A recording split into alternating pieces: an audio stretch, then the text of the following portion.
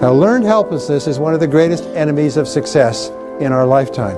And learned helplessness, based on 25 years of research and millions of dollars at the University of Pennsylvania, is one of the greatest killers of human success, is we learn to be helpless. They have done a whole series of experiments, but one, they took a dog and they put a piece of glass in the middle of a cage, and on one side they put the dog, the other side a delicious piece of meat. And the dog would throw itself at the glass and hurt its nose, and throw itself at the glass and hurt its nose.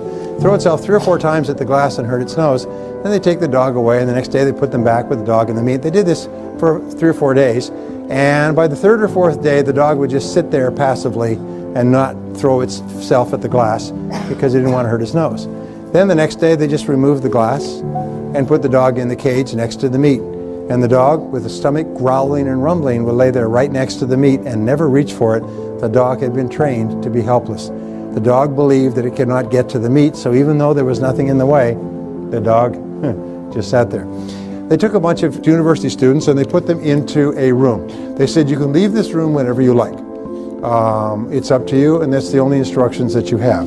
So they went into the room, and the room had several doors, and they closed the doors, and the students went around and checked the doors. The doors were all locked from the outside. As soon as they finished checking, they went and sat down, and then they began to play music. Loud music, terrible music, broken glass, trash can music, outrageous music. Then they began to increase the temperature in the room. They let a foul odor into the room. And so you had this music and this odor and this heat and everything else. And the students just all sat there. Even though the doors had been unlocked as soon as they tried them, the doors were unlocked, they could have left at any time. They had learned to be helpless with one experience. They say humans can learn to be helpless with a single experience. They can try something and instantly conclude, I can't do that. I'm not capable of it. I can't play a sport, can't cook a dish, can't type a type, can't work a telephone. They instantly conclude that they can't do it. And for the rest of their lives, they're helpless. Now, here's an interesting point. Remember, it's not what a man knows what hurts him, it's what he knows what ain't true. And have you ever had an experience where you felt you couldn't do something and then somebody showed you how to do it properly and you found you could do it quite easily? And suddenly your whole belief system changed. Up to that time, you'd always believed you couldn't do it. From that point forward, you believed that you could for the rest of your life. We talked earlier about self-limiting beliefs. One of the self-limiting beliefs is that we are not capable of doing something. We feel learned helplessness. So it's very important that you ask this question, is it true that I can't do it? And the fact is that if hundreds of thousands of millions of other people could ski or skydive or sell or invest in real estate or build businesses, you can do it as well.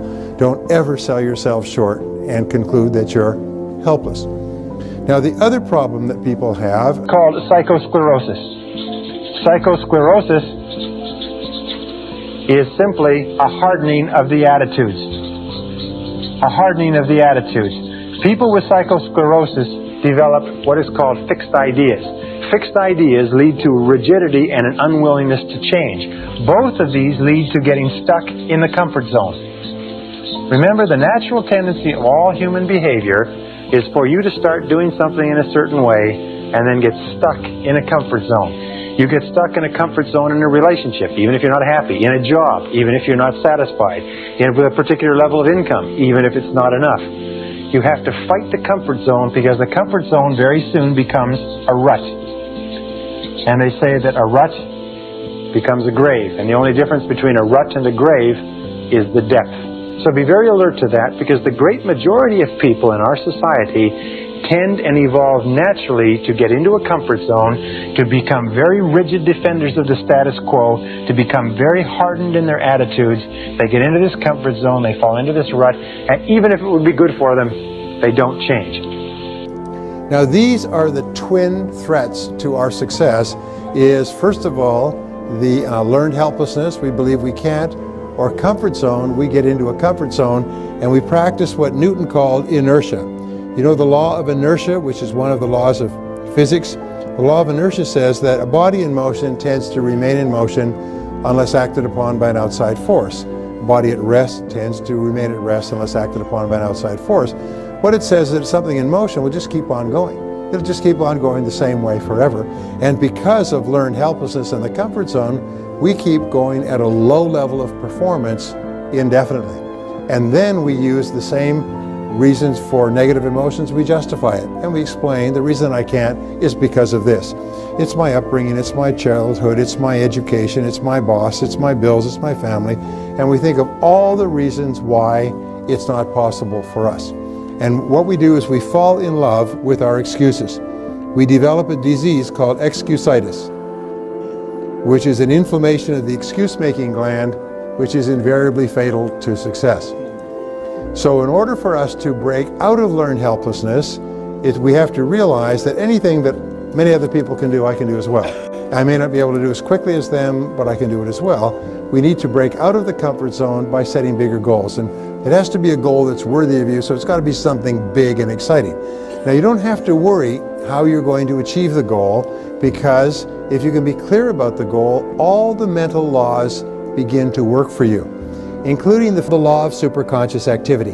Now, the law of superconscious activity is really one of the greatest laws of all, and it says this: because of the superconscious mind, which is a mind that puts you in tune with the entire universe, everything past, present, and future, every idea and possibility, and comes to you through intuition and through coincidences, any thought, plan, goal, or idea held continuously in the conscious mind must be brought into reality by the superconscious.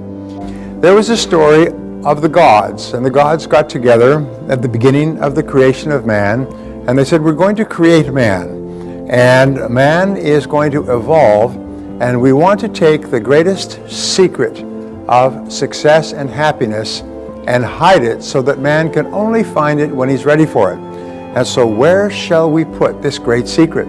And some of the gods said, let us put it on the top of the highest mountain in the Himalayas, and man will never find it there. They said, no, man is very creative. He will find a way to get to the top of the highest mountain.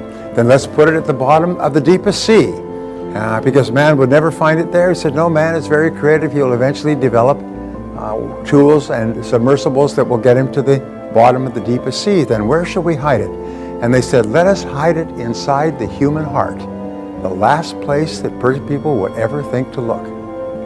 And the superconscious mind and the superconscious capability is hidden within yourself. It's hidden within your heart. And when you can learn to tap into it at will, you can accomplish extraordinary things. Now, this is very important to understand. The superconscious mind cannot work without a goal. It's just like a missile. A heat-seeking missile has got to be targeted on something. And so when you set a goal, now the superconscious mind can really grab onto that goal and go to work for it.